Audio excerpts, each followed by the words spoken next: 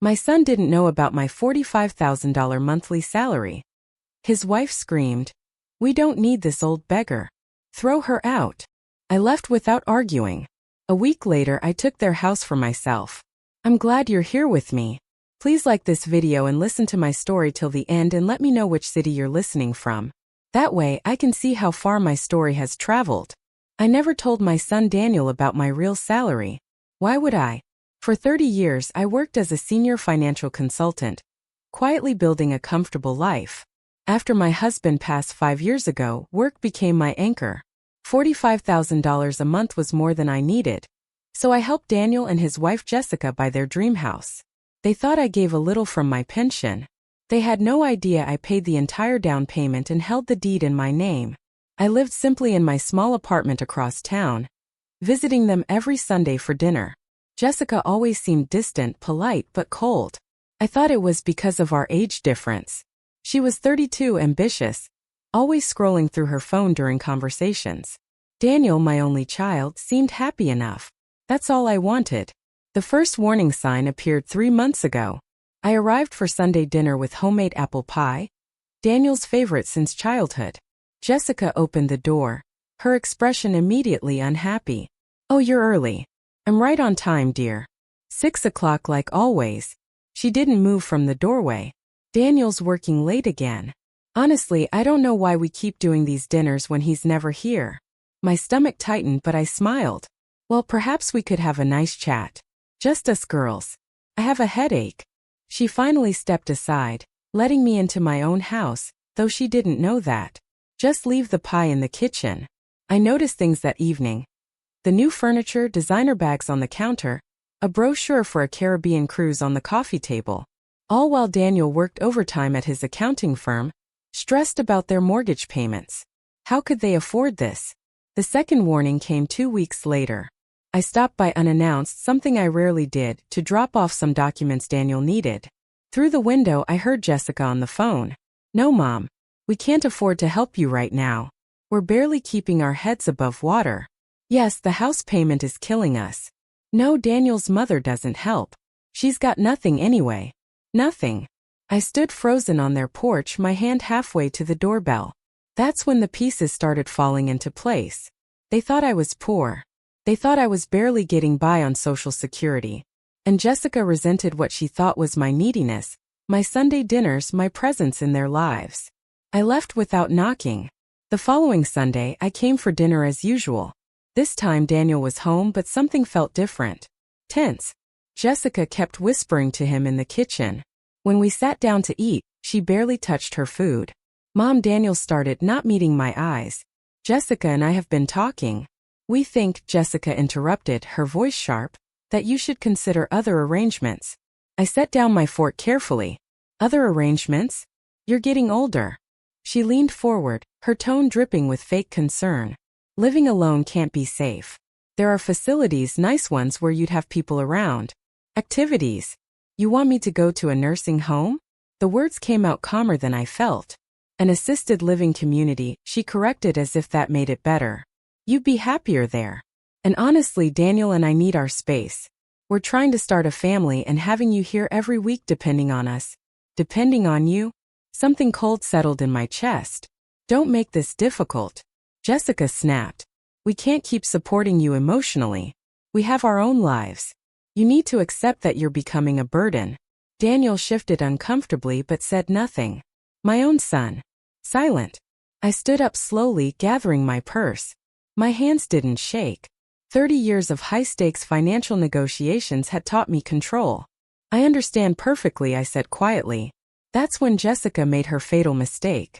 Perhaps emboldened by my calm, perhaps finally revealing her true nature, she stood up too, her face twisted with contempt. "Good, because frankly, we don't need some old broke woman hanging around playing the martyr. Daniel, tell her we don't need this." "This." She gestured at me wildly. "This old beggar in our house. Throw her out." The words hung in the air like poison. Daniel's face went pale. "Jessica, I mean it. Out." I looked at my son. He looked at the floor. I walked to the door, opened it, and left without another word. But as I drove home that night, I wasn't crying. I was calculating. They wanted me out of their lives. They were about to learn exactly what I'd been in their lives all along. The drive home took 20 minutes, but it felt like seconds. My mind was racing, processing, rethinking everything I thought I knew about my relationship with my son. When had I lost him? Or had I ever really had him? I pulled into my apartment parking lot and sat in the darkness, engine off, hands gripping the steering wheel. The neighbor's cat wandered past my windshield. Normal life, continuing as if nothing had changed. But everything had changed. This old beggar.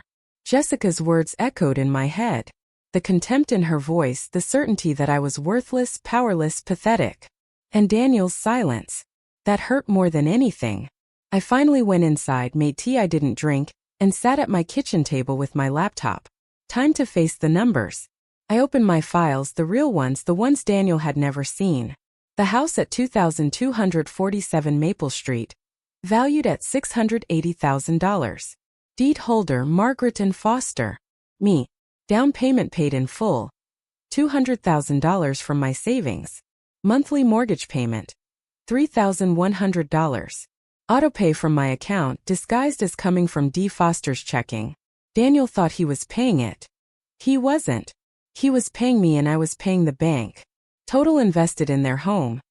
$267,200 over 3 years. I sat back, letting the reality sink in. They were living in my house, thinking it was theirs while calling me a beggar. The fear came then. Not of losing money. I could handle that loss. Fear of losing Daniel forever. What I was considering. There would be no coming back from it. My hands trembled as I reached for my phone. I could call him, explain. Surely if he knew the truth he'd what? He stood there while his wife called me a beggar and demanded I be thrown out. He said nothing. I put the phone down.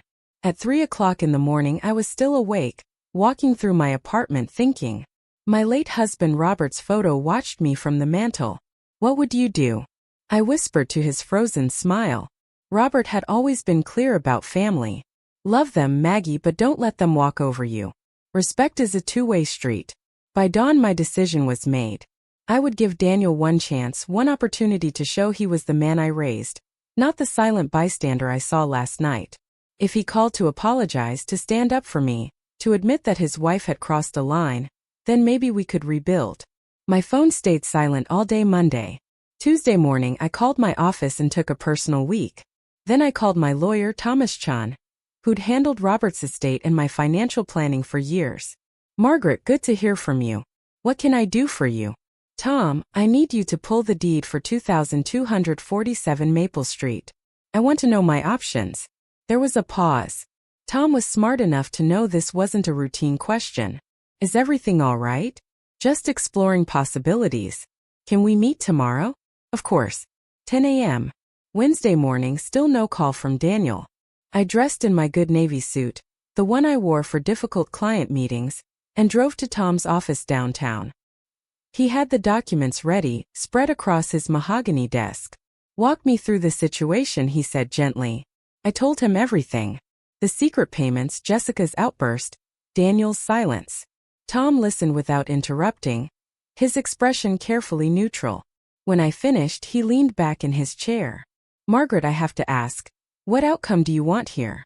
I want my son to grow a spine, I said flatly. And I want his wife to understand that actions have consequences. And if Daniel doesn't grow that spine? I met his eyes. Then I want to take back what's mine. Tom nodded slowly. Legally, you're on solid ground. The house is in your name. You could serve them notice to leave at any time. But Margaret, this will destroy your relationship with your son. Tom, it's already destroyed. I'm just the only one who knows it yet. He was quiet for a moment, then pulled out a fresh legal pad. All right, here's what I recommend. For the next 2 hours we built a strategy. Not out of anger. I couldn't afford anger. Out of cold, clear-headed necessity. As I left Tom's office my phone buzzed. Finally I thought. Daniel. But it wasn't Daniel. It was Jessica. The text message read. Daniel says you're upset. You need to apologize for storming out. We're willing to forgive you this time, but don't be dramatic again. Family dinner is Sunday at 6 o'clock if you want to make things right. I stared at the message for a full minute. Then I forwarded it to Tom with a single line. Proceed with documentation. Full speed ahead. Thursday morning, I did something I'd never done before. I drove past their house, my house, at 7 a.m., parking 3 houses down where I could watch without being obvious. Daniel left for work at 7:15. His shoulders hunched, tie slightly crooked. He looked tired. Good. He should be tired. Jessica appeared at 9:30 dressed in expensive athletic where I knew Daniel's salary couldn't afford. She climbed into her white BMW, also relatively new, and drove off. I followed at a careful distance. She pulled into an upscale shopping center. For the next 3 hours, I watched through the coffee shop window across the street as she met 2 friends for brunch, laughed, showed off her manicure, and paid the bill with a credit card she waved like a trophy. This was a woman who claimed they were drowning in mortgage payments. I took photos, timestamps, documented everything. Tom had been clear. If you want to protect yourself legally, you need to establish that they're financially stable without your help. It prevents any claim that you're putting them in hardship. Friday, Tom called. I've had my investigator pull some records. Margaret, you need to see this. In his office an hour later, he slid a folder across the desk. Bank statements, publicly available information from a database he subscribed to for due diligence work. Daniel and Jessica's joint account showed regular deposits. His salary. But there were other transactions that made my blood run cold. Cash withdrawals. $3,000, $5,000, $2,500. Patterns over the past year. Always a few days before the mortgage payment was supposedly due. They're taking money out, Tom said quietly. Right before transferring what they think is the mortgage to your account. Then it sits there while your autopay actually covers the bank. They're skimming. The words tasted bitter. It appears so. They think they're paying $3,100 a month. They're actually paying you maybe $2,000 if that. The rest goes to, well, shopping based on the credit card statements. I thought of Jessica's designer bags, the cruise brochures, the BMW. They're stealing from themselves, I said. Because they don't know they're paying me, not the bank. Essentially. And Jessica's personal account. He pulled out another sheet. She has $47,000 in savings. Her own money separate from Daniel. Nearly $50,000 while claiming they were broke. Tom, I need to know something. If I take back the house, can they come after me for their payments? No. You have documentation that their payments were gifts. You never signed a promissory note with them. Legally, they've been paying you rent, if anything. And Margaret, there's something else. He pulled out the deed. You need to record this at the county office. Make it public record. Right now, if someone searched the property, they'd see you as the owner. But there's no recent activity. An updated filing will create a timestamp. Protects you. My phone rang. Daniel. I let it go to voicemail. Tom watched me. You don't have to answer. I know. But I played the voicemail on speaker. Daniel's voice was strained. Mom, Jessica told me she texted you. Look, I know Sunday was tense, but you have to understand we're under a lot of stress. This house, the payments, everything. Maybe we all need some space. Can you just take a break from visiting? Just for a while? Call me back. Not an apology. Not a rejection of Jessica's words. Just a request for me to disappear. Tom's expression was sympathetic, but firm. You have your answer? Yes, I said. I do. File the deed update. Today. That afternoon, we went to the county recorder's office together. The clerk, a middle-aged woman with kind eyes, processed the paperwork. Just confirming the property owner for public record, she said. 2247 Maple Street. Margaret and Foster, sole owner. Purchased April 2022. This will be updated in the system by Monday. I signed where indicated. My signature felt heavier than usual. As we walked out, Tom said, once this hits the system, anyone checking the property records will see the update. If Daniel or Jessica check, they won't. I interrupted. They think they own it. Why would they check? But I was wrong. Saturday evening my phone exploded. Daniel. Mom, what the hell is going on? Jessica got a notification from some property app. It says your name is on our house deed. Jessica. What kind of sick game are you playing? That's our house. Daniel. Mom, call me right now. This has to be a mistake. Jessica. You can't do this. We have rights. 23 messages in 10 minutes. I turned off my phone, poured a glass of wine, and sat in my quiet apartment. The point of no return had just whooshed past. There was no going back now. And honestly, I didn't want to. Sunday morning, I turned my phone back on to find 67 messages and 14 missed calls. I called Tom first. They know. I saw. Jessica left 3 voicemails at my office last night. Quite creative language. He paused. Margaret, are you ready for this? Because it's going to get worse before it gets better. I'm ready. What's my next move? Formal notice. I'll draft a letter explaining the situation and giving them 30 days to leave or negotiate a lease agreement.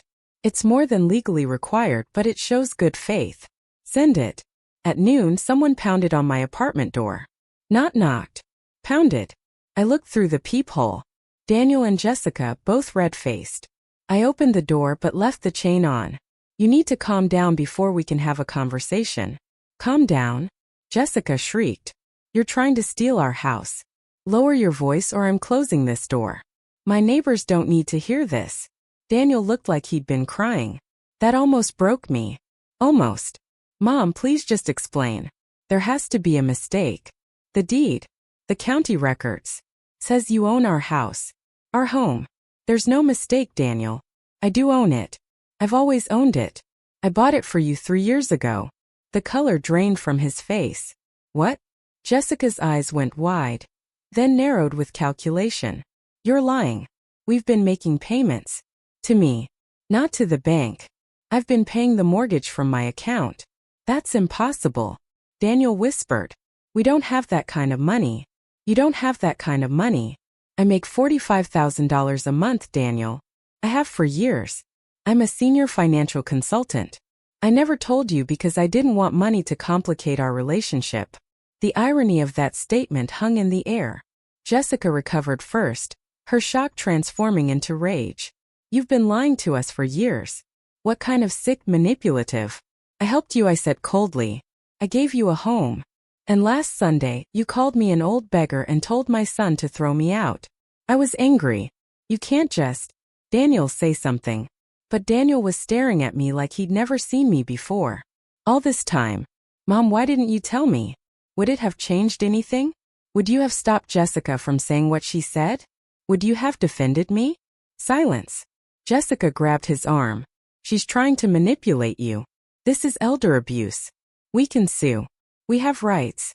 We've been paying for that house. With my money, I corrected. Money I gave you. I have documentation of every transaction. Tom Chen is my lawyer. You'll be receiving formal notice to leave or negotiate lease terms within 30 days. Lease terms. Jessica's voice hit a pitch that probably disturbed dogs 3 blocks away. That's our house. We've put our life into it. We have equity. You have nothing. Check the deed. Check the mortgage. My name, my money, my house. Daniel found his voice and it was desperate. Mom, we can't afford rent anywhere else. Not in this market. Where are we supposed to go?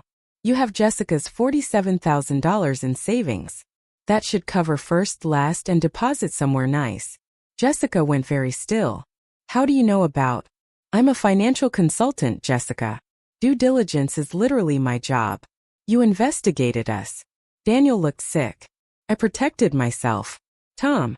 I hadn't noticed Tom coming up the stairs behind them, but there he was, briefcase in hand, looking every inch the lawyer.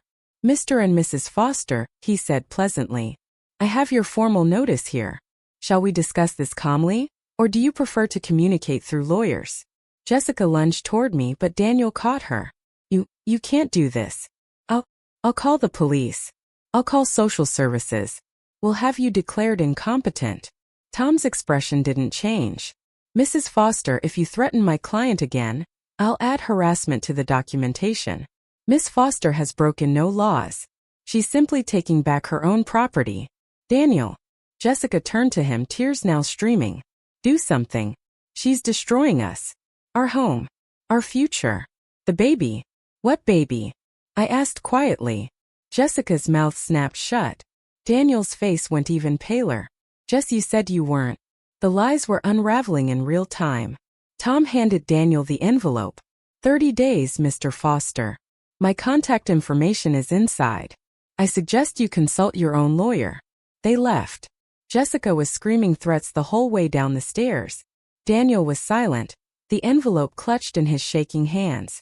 I closed the door and leaned against it. Tom touched my shoulder gently. Are you all right? No. But I will be. Take some time, Margaret. Few days. Don't answer calls. Let them process this. The next contact should be through me. He was right. I needed distance clarity. I booked myself into a spa resort 2 hours north. Turned off my phone. For 4 days I swam, got massages, read books, and didn't think about my son or his awful wife. I needed to remember who I was before I became Mom the beggar. I was Margaret Foster. I'd built a career, survived widowhood, raised a child alone. I was not weak, and I would not be treated like I was. Friday afternoon, I returned to my apartment refreshed, clear-headed, and ready for whatever came next. What came next was an envelope taped to my door. Inside, a handwritten letter from Daniel. No Jessica's handwriting, just his. Mom, please let's talk. Just you and me. No lawyers, no Jessica. I'm begging you. There's a cafe on Riverside. The one near where we used to get ice cream when I was a kid. Saturday, 2 p.m. Please. I need to understand. Daniel. I read it 3 times looking for manipulation, for tricks. But it sounded like my son. The son I used to know. Tom's voice echoed in my head. Don't meet without me present. But this was still my child. Saturday, I arrived at Riverside Cafe at 1:55. Daniel was already there in the corner booth, looking like he hadn't slept in days. No Jessica in sight. I slid into the seat across from him. 5 minutes, Daniel. Then I'm leaving. She doesn't know I'm here, he said immediately. I told her I was meeting a college friend. So you're lying to her now, too? He flinched. Mom, I don't know what to believe anymore. About you, about Jessica, about anything. The truth is simple. I bought you a house. Your wife called me a beggar. You said nothing. I'm taking back what's mine. It's not that simple. His voice cracked. Mom, I was in shock that night. I should have defended you. I know that. But Jessica, she's under so much pressure. Her mother's sick. Her job is terrible. We're trying for a baby. Are you? Because she mentioned a baby that doesn't exist when she was trying to manipulate you on my doorstep. Daniel's face went red. That was... She was emotional. But Mom, can't you see? This house thing. Taking it away. It'll destroy us. Is that what you want? To destroy your own son? I want you to stand up and be a man, I said quietly. I want you to admit that what Jessica said was unforgivable. I want you to show me that I raised someone with a spine. I'm here, aren't I? In secret. Lying to your wife to meet your mother. That's not courage, Daniel. That's cowardice with better lighting. He leaned forward, desperate. Mom, what do you want from me? Tell me and I'll do it. An apology? We'll both apologize. Money? We'll pay you back. With what money? Jessica's secret savings? His mouth open, closed. You really did investigate us. I protected myself. You made that necessary. Mom. He reached across the table, trying to take my hand. I pulled back. Please. I'm asking you, parent to child. Don't do this. We'll do better. I'll do better. Just give us another chance. This was the temptation. The soft words, the appeal to motherhood, to forgiveness, to unconditional love. How easy it would be to say yes, to take him back, to pretend that night never happened. But it did happen. And nothing he'd said admitted the basic problem. Jessica's cruelty, his silence, the lack of respect that had been building for years. Daniel, when your father died, you were 26. Do you remember what you said to me? He blinked, confused by the shift. I said I'd take care of you. You said, Mom, I'm the man of the family now. I'll make sure you're never alone. Do you remember that? Yes. Where was that man last Sunday? Where was he when Jessica demanded you throw me out? Where was he when she called me a beggar in my own house? Tears were sliding down his face now. I'm sorry. God, Mom, I'm so sorry. Sorry isn't enough. Not anymore. I stood up. Daniel grabbed my arm. Please don't leave. Not like this. The notice stands. 30 days. After that, we'll see. We'll lose everything. No, I corrected gently. You'll lose a house you never actually owned. Maybe you'll find something more valuable in the process, like self-respect. I walked out of the cafe, leaving my son crying in the corner booth. It was the hardest thing I'd ever done. I made it to my car before my own tears came. That evening, I did something I should have done weeks ago. I called my college roommate, Patricia, who lived 2 states away but had remained a close friend through decades. "Maggie, sweetheart, you sound terrible. What's wrong?" I told her everything. She listened without interrupting, making occasional sounds of sympathy and, toward the end, outrage. "That little witch called you what?" Patricia's voice could strip paint, and Daniel just stood there like a statue. "Oh honey, I'm so sorry. But I have to say I'm proud of you." That surprised me. "Proud? You're standing up for yourself. So many women our age, we let our kids walk all over us because we're afraid of losing them. But Maggie, you can't lose what you never really had." Her words settled something in my chest. "You need support," Patricia continued. "Real support. Not lawyers, though, thank God for Tom. But friends. People who remind you that you're not crazy for expecting basic human decency. I feel so alone." "You're not. I'm coming to visit next weekend. We'll have wine and remind ourselves that we're magnificent women who don't take crap from anyone. How's that sound?" I smiled for the first time in days. "That sounds perfect." After we hung up, I felt steadier. Grounded. The phone rang again. Unknown number. I almost didn't answer, but something made me pick up. "Is this Margaret Foster?" A young woman's voice, polite. "Speaking. Miss Foster, my name is Rachel Kim. I'm with the County Mediation Services. Your son, Daniel Foster, has requested family mediation regarding a property dispute. Would you be willing to participate?" I paused. Mediation. A neutral third party. Maybe that was what we needed. "I'll need to discuss it with my lawyer first." "Of course. I'll email you the details. Just so you know, Miss Foster, mediation is voluntary, but it often helps families find solutions without going to court." After she hung up, I felt something shift. Maybe there was still a path forward. Or maybe it was just another trap. Either way, I wasn't backing down. The mediation email came Tuesday morning along with a separate message from Daniel. "Please, Mom. Let's try this. For us." I discussed it with Tom over lunch. He was doubtful.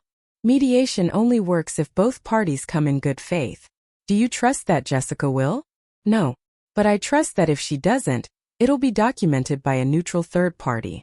Tom smiled slightly. "Always thinking like a consultant." "All right, I'll be there with you." The mediation was scheduled for Friday afternoon at a bland office building downtown. Rachel Kim met us in the lobby, a petite woman in her 30s with a calm, professional manner. "Miss Foster, thank you for coming. Mr. Chun, good to meet you." "The other party is already in the conference room." "Both of them?" I asked. "Yes. Daniel and Jessica Foster." Tom and I exchanged glances. "So much for just you and me, Mom." The conference room was aggressively neutral. Beige walls, a long table, a box of tissues placed in the center. Daniel sat on one side, looking nervous. Jessica sat beside him, dressed in a soft pink blouse and pearls, her hair perfectly styled. She looked like she was going to a garden party, not a mediation. "Margaret," Rachel began warmly, "thank you for joining us. The purpose of today is to help with open communication and hopefully find a resolution that works for everyone. This is a safe space. Everything said here is confidential, except what my lawyer and I choose to use later," Tom said pleasantly. Rachel's smile tightened slightly. "Within legal bounds, yes. Shall we begin?" "Daniel, you requested this mediation. Would you like to start?" Daniel cleared his throat. "Mom, I wanted to say in front of a witness that I'm sorry for not defending you that night. For not standing up to Jessica when she said those things. It was wrong. You deserved better." It sounded rehearsed, but there was genuine emotion in his voice. Jessica squeezed his hand supportively, her face the picture of regret. "I'm sorry too, Margaret," she said softly. "I was having a bad day. A bad month, really. And I took it out on you. It was completely inappropriate. I hope you can forgive me." I watched her carefully. The humble posture, the gentle tone, the sad eyes. This was a performance. "Thank you for the apologies," I said neutrally. "I appreciate them." Rachel looked pleased. "Wonderful. Now, regarding the property at 2247 Maple Street. I'd like to propose a solution, Jessica interrupted gently. If Margaret is truly the owner as she claims, then perhaps we could make official what was already happening. We continue making payments, real mortgage payments, and gradually buy the house from her. Transfer of deed when we've paid, say, 70% of the value. It sounded almost reasonable. That was the danger. Tom leaned forward. Let me clarify. You want Miss Foster to essentially give you a $680,000 house for $476,000 with no down payment, no credit check, and no legal protections for her as the lender. Jessica's sweet expression didn't waver. It's her son's family home. Surely family is more important than money. Family works both ways, I said quietly. Exactly, Jessica brightened. Which is why I'm sure you'll agree that kicking us out, especially with a baby on the way, would be heartless. I glanced at Daniel. He was looking at the table. You're pregnant? I asked directly. A tiny pause. We're trying actively. And the stress of potentially losing our home isn't helping. Rachel stepped in. Perhaps we could discuss a lease option. Miss Foster keeps ownership but allows Daniel and Jessica to remain as tenants. At what rent? Tom asked. Market rate for a $680,000 home in that neighborhood would be approximately $4,200 a month. Jessica's mask slipped for just a second. Her eyes hardened. That's ridiculous. We can't afford that. You have $47,000 in savings, I said. The room went very quiet. Jessica's face flushed. That's private information. You had no right. I had every right to do research on people who were making claims about financial hardship. This is harassment. Jessica stood up, her sweet act evaporating. You're a mean old woman who can't stand that her son chose a wife, that he has his own life. So you're trying to destroy us. Jessica. Daniel tried to pull her back down. She yanked her arm away. No. I'm done pretending. She's been manipulating you your whole life, Daniel. Don't you see? She secretly bought the house so she'd always have control over you. So you'd always be dependent on her. I bought the house so my son would have a home, I said, my voice ice cold. A home he couldn't afford on his own. I asked for nothing in return except basic respect. You couldn't even give me that. Because you don't deserve it. You're a controlling, manipulative. Mrs. Foster. Rachel's professional calm was straining. Please sit down. Why? So she can keep playing the victim. She has $500,000. She could retire tomorrow. But no, she has to punish us for one bad night. One bad night. I stood up too, my own control finally fraying. You called me a beggar. You demanded my son throw me out. And he said nothing. Nothing. That wasn't one bad night, Jessica. That was the truth finally coming out. You want the truth? Jessica's voice was venomous now. All pretense gone. Fine. You're pathetic. You're a lonely old woman who tried to buy her son's love. Because you have nothing else in your life. No friends, no hobbies, just sad Sunday dinners where you try to relive the past. Well, newsflash. Daniel doesn't need you anymore. He has me. He has a real family now. And you can't stand it. Daniel was pale as paper. Just stop. No. She needs to hear this. She's trying to destroy our lives because she can't accept that she's not the center of yours anymore. I gathered my purse, my hands remarkably steady. Tom, we're done here. Agreed. Running away again? Jessica called after us. Just like you ran away last Sunday. I turned at the door. I gave you a house. You gave me contempt. The eviction notice stands. You have 3 weeks left. We'll sue. We have rights. No, Tom said calmly. You don't. See you in court if necessary, though I strongly advise you to find other housing instead. We left. Behind us, I could hear Jessica shrieking and Rachel trying to calm her. In the elevator, I started shaking. Tom put a steadying hand on my shoulder. Breathe, Margaret. Just breathe. She showed her true face, I whispered. She did. And it's all documented. Rachel will have to write a report. This will only help your case. But I wasn't thinking about the case. I was thinking about my son still sitting in that conference room with a woman who just revealed herself to be exactly what I'd feared. Would he finally see it? Or was he too far gone? The shaking turned to determination. 3 weeks. They had 3 weeks to figure out their lives. And if Daniel still chose Jessica after this, then I'd know exactly where I stood. And I'd act accordingly. The final confrontation came on day 29. Tom had prepared all the paperwork. The eviction would be enforceable tomorrow. I'd even found them a listing, a nice 2-bedroom condo, well within their actual budget, and emailed it to Daniel. No response. I spent the day at the office catching up on client work I'd neglected. Staying busy. Staying focused. At 6 p.m. my secretary buzzed. "Miss Foster, there are 2 people here to see you. They don't have an appointment." I knew who it was before she said their names. "Send them in." Daniel and Jessica entered my office. Not the Jessica from mediation. No pearls, no pink blouse. This Jessica wore jeans and a hoodie, her hair pulled back, face puffy from crying. Real crying this time. Daniel looked worse. Hollow-eyed, defeated. "Mom," he said. "Please. We need to talk." I pointed to the chairs across from my desk. They sat. My office had always been my power space. Floor-to-ceiling windows overlooking the city. Mahogany desk. Credentials on the wall. This was where I'd negotiated million-dollar deals. Where I'd built my reputation. This was where I was in control. "You have 15 minutes, I said. "I have dinner plans." I didn't. But they didn't need to know that. Jessica spoke first. And for once she sounded genuine. "Margaret, I found something. Something I need to show you." She pulled out her phone, tapped a few times, and slid it across my desk. A bank statement. Joint account.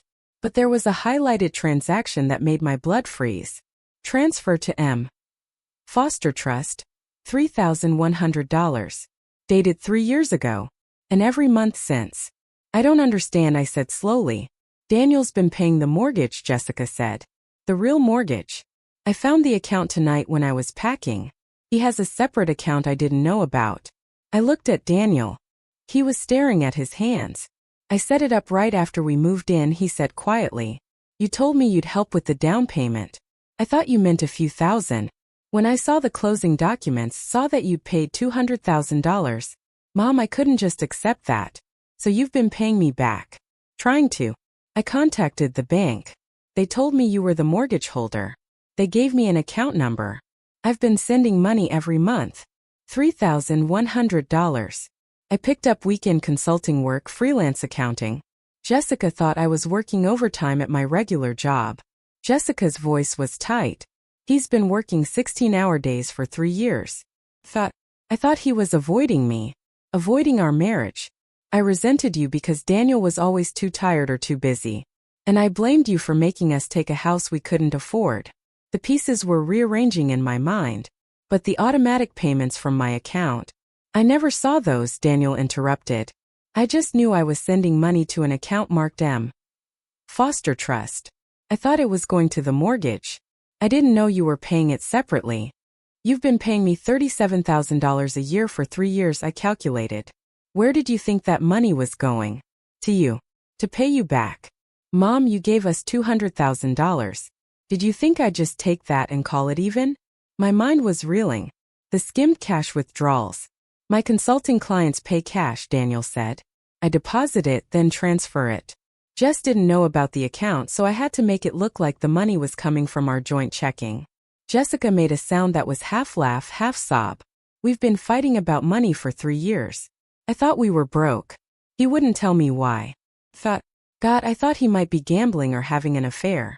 I was trying to maintain some dignity," Daniel said, voice breaking. "I couldn't stand the idea of my mother giving me a house like I was a charity case. So I worked myself to the bone trying to pay her back. And in the process, I destroyed my marriage. And I," Jessica said softly, "became a monster. I took out all my frustration on the one person who'd actually helped us. Because I didn't know the truth." The silence in the office was deafening. I pulled up my own banking records on my computer. There it was. M. Foster Trust, an account I'd set up years ago for estate planning and then forgotten about. Auto deposits of $3,100 for 36 months. $111,600. My son had paid me back more than half the down payment without me ever knowing. "Why didn't you tell me?" I whispered. "Because you'd have told me to stop. And I couldn't. I needed to do this for myself." Jessica wiped her eyes. "Margaret, I said terrible things to you. unforgivable things. But I said them because I thought you were this poor woman taking advantage of Daniel's success while he worked himself to death. I didn't know. I didn't understand. That's not an excuse, I said firmly. No, it's not. It's an explanation, not an excuse. She met my eyes. I'm sorry. Truly deeply sorry. If I'd known the truth, I'd have been on my knees thanking you, not screaming at you to leave. I looked at my son. Really looked at him. The dark circles, the thin frame, the exhaustion radiating from every pore. Daniel, you worked yourself sick trying to repay a gift I freely gave. It didn't feel like a gift. It felt like debt. Like I owed you. You owed me nothing except respect. That's all I ever wanted. I know that now. I should have known it then. I should have defended you that night, regardless of what Jessica said. Regardless of the circumstances. That failure. That's on me. Not on Jess. Not on the stress or the money. On me. Finally. Finally, he understood. The eviction notice Jessica started. Stands, I said. For now. You're moving out tomorrow. They both slumped. But, I continued, you're moving into the condo I found, which I will rent to you at $2,000 a month. Lease in your names. Until you get back on your feet. Daniel's head snapped up. And Daniel, you're going to quit those consulting gigs. You're going to sleep. You're going to save your marriage. Understand? Yes. And Jessica. I fixed her with a hard stare. You and I are going to have dinner once a month. Just us. No Daniel. We're going to learn to communicate like adults. She swallowed hard. Yes. Absolutely. The house at Maple Street. I'm selling it. The market's good right now. I'll get fair value. And I'm putting half the proceeds in a trust for your future children. My grandchildren. The other half is mine. That's more than fair. Tom's voice came from the doorway. I hadn't even heard him arrive. I called him when you came in, I admitted. I needed a witness. Daniel stood, crossed to my desk, and did something he hadn't done since he was a child. He hugged me. I'm so sorry, Mom. For all of it. I hugged him back, tears finally coming. I know, sweetheart. I know. Jessica stood too, hesitant. Margaret, I know I don't deserve it, but can I? I opened my other arm. We stood there, the three of us, crying in my office while Tom quietly took notes. The battle was over. The war was won. But more importantly, my family was healing. The house at 2247, Maple Street sold in 3 days for $695,000. $15,000 over asking price. I made sure Daniel and Jessica were there when we signed the closing papers. Not to punish them, but so they could see that this chapter was truly closed. The buyer was a young family with 2 kids and a golden retriever. They reminded me of Robert and me 30 years ago. Full of hope and dreams.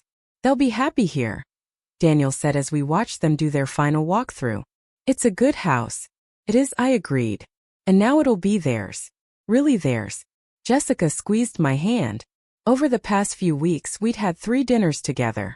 They'd been awkward at first, but slowly we were building something real. Not friendship exactly, but mutual respect. Understanding.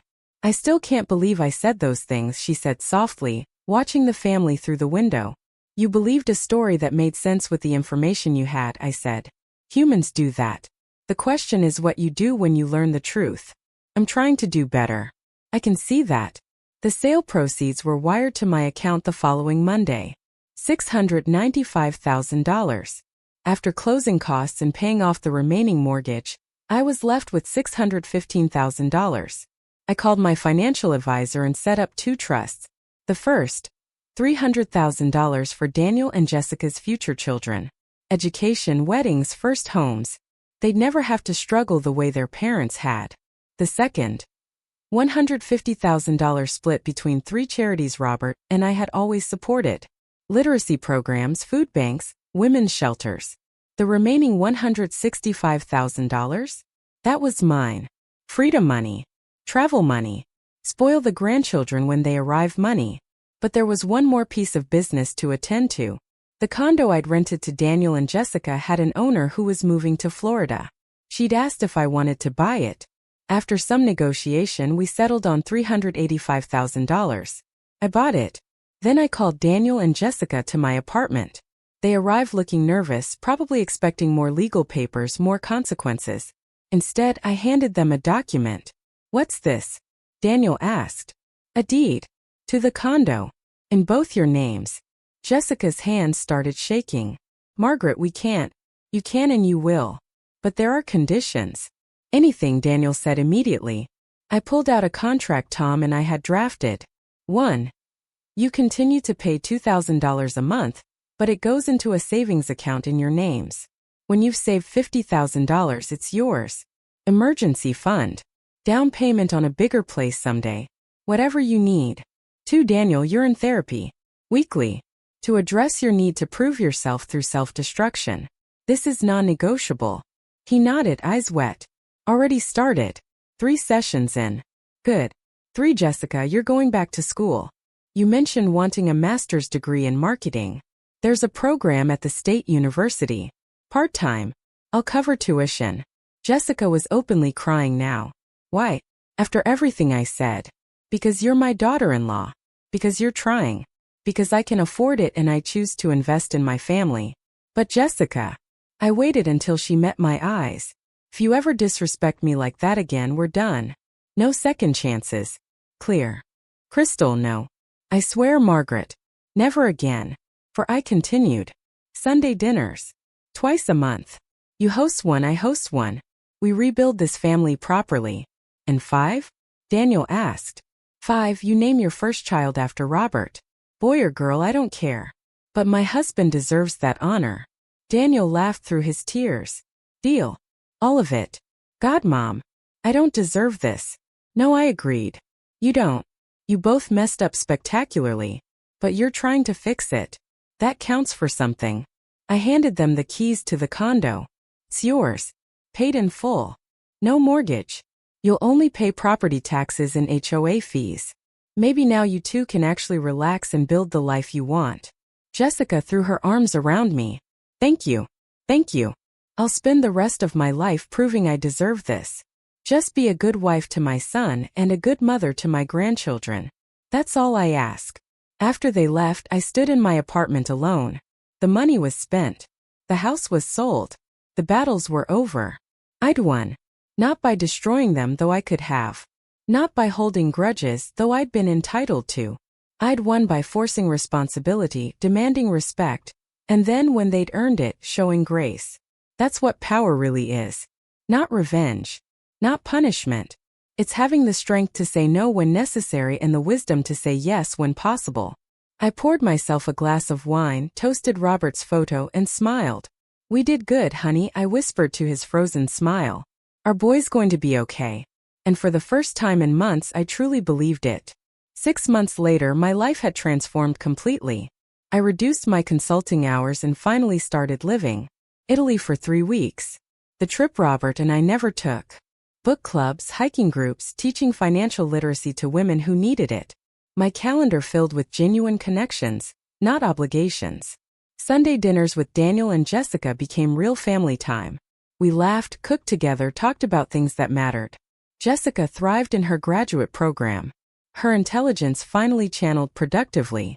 She'd even apologized to her own mother, realizing she'd been projecting her insecurities onto other women for years. Daniel quit his second job, started sleeping, gained back his weight. His therapist helped him understand that accepting help didn't make him weak. It made him human. Your father would be proud of you, I told him one Sunday. I think he'd be proud of you, Mom, for not letting us destroy ourselves. 3 months after moving into the condo, Jessica discovered she was pregnant. A boy. They asked me to be in the delivery room. I cried for an hour. But not everyone's story ended happily. Jessica's mother, Linda, visited once. Within 10 minutes, I understood where Jessica's old behavior came from. Brittle, judgmental, cruel. She tried to criticize me at dinner. Daniel shut her down immediately. She left in a rage. Over the following months, I heard updates. Linda's marriage was falling apart. Her other daughter stopped speaking to her. She was alone, bitter, lashing out at everyone. Jessica had chosen a different path. Meanwhile, I started dating a retired professor named George, redecorated my apartment, bought a piano and took lessons after 40 years. I lived. One evening, a package arrived. Inside, a onesie reading Grandma's Little Robert. And a note from Daniel. It's a boy, Mom. Robert Daniel Foster. Due in 8 weeks. We can't wait for you to meet him. I sat on my couch and cried happy tears. I won my family back. Healthier, stronger, honest. And that was the greatest victory of all. So, what did I learn from all of this? First, your worth isn't measured by what you give others. It's measured by how you allow yourself to be treated. Second, setting boundaries isn't cruel. It's essential. Sometimes the most loving thing you can do is refuse to enable destructive behavior. Third, grace and responsibility can coexist. You can forgive without forgetting. You can help without sacrificing yourself. And finally, family isn't just blood. It's respect. It's effort. It's showing up even when it's hard. What would you have done in my situation? Would you have fought back or walked away forever? Leave a comment below. I'd love to hear your thoughts. Thank you for listening to my story. Remember, you deserve respect. Don't ever forget that.